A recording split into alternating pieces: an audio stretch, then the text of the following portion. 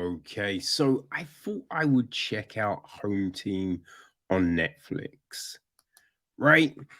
Which, when, what I mean, I started watching it and I was a bit like, Sean Payton, that's funny. I swear there was a coach called Sean Payton. Huh, what a coincidence. And then you watch it being like, he seems familiar. This story seems familiar. And we're like, oh, it is based on the actual thing, right? So yeah, it's actually based on true life events, right? Which is curious because I'd have thought, you know what I mean, like Payton and just the NFL would have been like, no, but they went with it. They went with it, which, all power to it, man. Right? So it's written by Chris Titone and Keith Blum. It is directed by the brothers Charles and Daniel Kinnane. Produced by Jeff Sussman, Jeff Lau, Alan Covert, Kevin Grady, Adam Sandler, and Kevin James. Cinematography is Seamus Tiny. It is edited by Tom Costain, Brian Robinson, and Scott Hill. Rupert Gregson Williams handles the music. And our cast, well, we have got Kevin James. He plays Sean Payton. Now, I was just because I'm watching and thinking, I recognize that dude. I think, who is that guy? It's Taylor Lautner. He plays Troy Lambert, the original coach of Peyton's son's Pop Warner team. We have, of course, we have Rob Schneider in it, right? It's a Happy Madison affair. So yeah, we got familiar faces. So Rob Schneider plays Jamie. That is Sean Payton's wife, Beth's new husband, and Beth is played by Jackie Sandler. We have Tate Bloom. He plays Connor Payton, Sean and Beth's son. Gary Valentine. He plays Mitch Bizone, the assistant coach. We've got Maxwell Simpkins. He plays Paulie, one of the kids on the team. Chloe Finneman is the intern Emily. That's Sean's assistant at the Saints. Jacob Perez plays Marcus. He's a kid on the team. Brian Tardy plays Dennis, another kid on the team. Harlan, another one, is played by Manny Magnus. Nate, another, is played by Liam Kyle. Jason, played by Christopher Farah.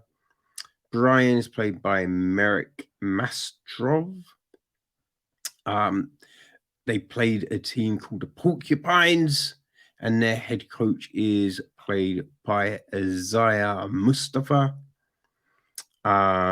Will is played by Christopher Tyone. Cindy is played by Ashley D. Kelly.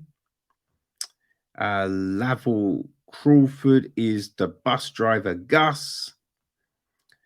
Alan Covert is a referee. Anthony L. Fernandez is Calvin. Jared Sandler is Eric, the hotel clerk, who I was thinking, is that Ryan Long? But yeah, not quite Ryan Long, but he does very much remind you of Ryan Long. Sunny Sandler is in it. She plays Brooke. John Farley is the referee in the championship game. Yeah, and we have actually a guest appearance by Sean Payton himself, which was amusing.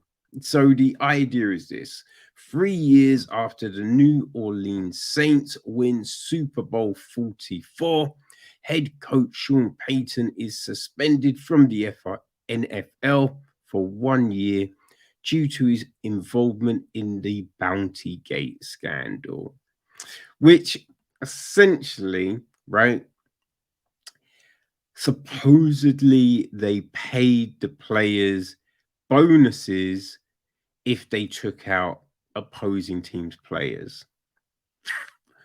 You know, it's I mean, it's not a safe sport, right? It's fun. I watch the NFL, but every tackle is CTE, you know? And listen, if this did actually happen, you know, the optics aren't great, but let's be honest, everyone's essentially doing it. You know what I mean? Everyone's essentially doing it. You're telling your players to take out the other team. You're not saying necessarily to injure the other team, but you want them to take them out. You know what I mean? So yeah, it's a bit silly. It's all a bit silly. But yeah, gets suspended. He returns to his hometown and reconnects with his 12-year-old son, Connor, by coaching his Pop Warner team in Liberty Christine at Liberty Christine in Argyle, Texas. And they are called the Warriors. And at no point in the film did we have them, someone standing at the doors going, Warriors, come out and play, yay! Which I just thought was just a drop ball. A drop ball. But hey, I think coming into this, right, you know it is not going to be a revolutionary film, right? You know it's not going to be a contender for the best film Oscar, right? But I enjoyed Here Comes the Boom. I thought that was a lot of fun.